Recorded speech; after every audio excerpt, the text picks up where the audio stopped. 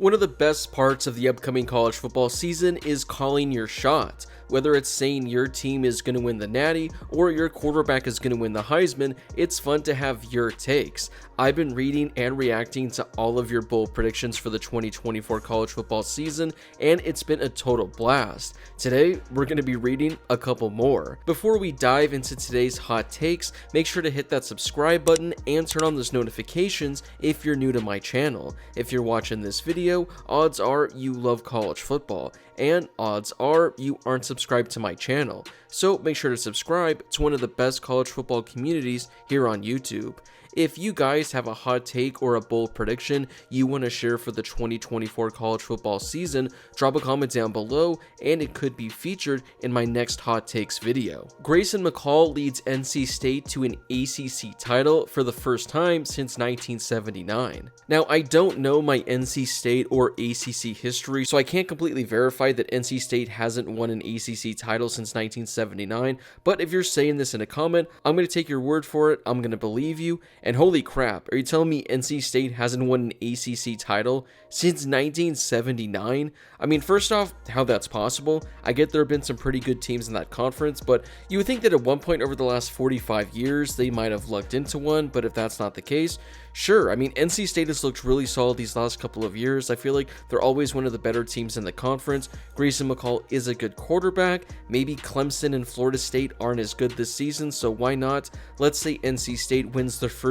ACC title in 45 years. USC opens up the season by shocking LSU and beating them by 14 points. USC then completely loses the plot, and Lincoln Riley is gone by week 8. Yeah, I've talked about USC a couple times this offseason, and if you've watched those videos, you would know that I'm not insanely high on USC. They were really underwhelming last year. Now they moved to the Big Ten, where they have a pretty difficult schedule. It is interesting that you have them beating LSU in week 1 because LSU is one of the more difficult opponents they play in 2024, but I wouldn't be surprised if USC, as you say, completely loses the plot. But Lincoln Riley being fired by week 8, I mean, I do think he's kind of on the hot seat, but if he were to be fired by week 8, I mean, you're expecting USC to probably be like 2-5, maybe 3-4, something like that. But even if they're a 3-4 team, I don't know if they're going to fire Lincoln Riley, so shit would really have to hit the fan for that to happen. All right, so we have hot takes for the FBS, FCS, D2, and D3. I think I can guarantee that that's a first. I don't think we've ever had FCS hot takes, let alone Division 2 and Division 3 hot takes. We'll start the FBS. Cal wins the ACC with Jaden Ott, but they lose to Michigan in their first playoff game. Yeah, the ACC, they're going to have a couple of really good teams this year. Obviously, they're adding Cal. I know Jaden Ott is one of the better running backs in all of college football, but can Cal win the ACC? I mean, if that's the case, Cal is one of the more surprising teams in all of college football, or the ACC is the worst conference in all of college football. Both of those scenarios, I don't think I would be surprised by, but let's just say they make it to the playoff and they lose to Michigan in their first playoff game. The Citadel of the Southern Conference wins 9 games and beats Furman, an FCS playoff team. Alright, so I'm not quite sure how good of a team the Citadel is, so I don't know if them winning 9 games is like a scorching hot take, but hey, let's go with it. The Colorado School of Mines has a bad year and doesn't make the playoffs. Are you telling me there's a school that is called the Colorado School of Mines? And not only that, they have a football team? I mean, you learn something new every day with these hot takes, apparently. Finally, Salisbury makes the playoffs and goes to the semifinals. Again, I've never heard of a school by the name of Salisbury. This, for all I know, could be completely made up and I'm just going with it, but hey, let's just say all these hot takes go down. Noah Fifita is a Heisman finalist, T-Mac wins the Biletnikoff Award, and Arizona wins the Big 12. Yeah, I've talked about them numerous times this offseason. I'm really high on this Arizona team. I think they have a chance to win the Big 12 and go to the college football playoff. Noah Fifita, he had a really good season last year, and I don't think that many people out there really understand how good of a year he truly had, but he was one of the more underrated quarterbacks in all of college football last year, and I definitely think he's going to take a step in the next direction and become one of the top 5 to 10 quarterbacks in all of college football. I think Luther Burden is probably the best wide receiver in college football, but a close second is definitely T-Mac. So if Arizona has a good season, he puts up some really solid numbers, I definitely think he can take home the Biletnikoff Award as well. Both the Big 10 and the Big 12 are won by former Pac-12 teams this year, with Arizona and Oregon. Yeah, when I was reading the first half of this question, I thought the hot take was going to end there, and I was going to personally try to guess which two teams are going to win the conference.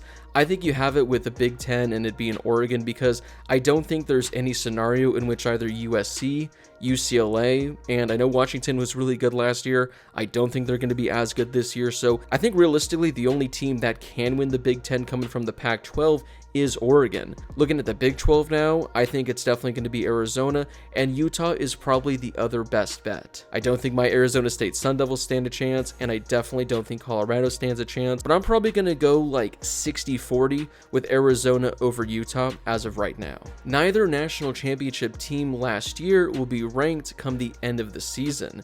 Well, Washington already isn't ranked to begin the year, so that's already kind of halfway there. Michigan, they are ranked inside the top 10. I still think they're going to be a top 25 team. I don't think they're going to fall off that much, but if they end the season ranked outside the top 25, that means they're having at least a 4-loss season. So if that happens, things aren't going too well for the Wolverines, to say the least. We get a repeat of 2007, where a bunch of teams in the top 10 all lose in the same weekend and a 2-loss team wins the Natty. Now, I will say first off, I do think we have a better chance of a 2-loss team winning the Natty, just because the college football playoff is expanded. There are going to be 2-loss teams that reach the college football playoff now, where as in previous years, a 2-loss team making the playoff was pretty much impossible. So I definitely think we can get a 2-loss team winning the Natty. And personally, I hope we get a repeat of 2007, because that season was awesome. Every week the top 10 was changing. Every week the top 3 was changing, especially near the end. So if we're getting a chaotic college football season where there are just so many teams going in and out of the top 5 and 10, I think every college football fan will gladly take that. Alright, we're going to wrap things up with one final hot take. My hot take is that Texas State goes 12-0 in the regular season and wins the Sun Belt Championship over Appalachian State, on the way to getting the Group of 5 auto bid in the college football playoff, where they get obliterated by the 5-seeded team, who will probably be the runner-up in the SEC or the Big 10. Yeah, my favorite part of this is just the fact that they say they're going to get obliterated once they get to the college football playoff game, because that would probably happen. Now, shout out to Texas State going 12-0 in the regular season, winning the Sun Belt over Appalachian State. But yeah, I like that we're going to see teams like this getting a chance in the playoff. But if you're telling me we're getting Texas State going up against a team that, you know, is the number 5 team in college football, they did just lose their conference championship game, yeah, things probably aren't going to go too well for them. But hey, at least a team like Texas State is going to get their opportunity, and they're going to be represented in the college football playoff. Well, that wraps it up for today's hot takes. Like I mentioned at the beginning of the video, drop your hot take for the 2024 college football season, and you could be featured in my next video. Before you leave, don't forget to hit that subscribe button and turn on those notifications if you're new to my channel. The college football season is less than 2 weeks away, so if you're a college football fan, this is definitely the place for you. Also, don't forget to drop a like on this video as well. It helps out with that YouTube algorithm and helps share the video and my channel with more college football fans. Plus, it only takes a second to do. As always, thank you guys so much for watching. I really do appreciate it, and I'll see you all in my next video.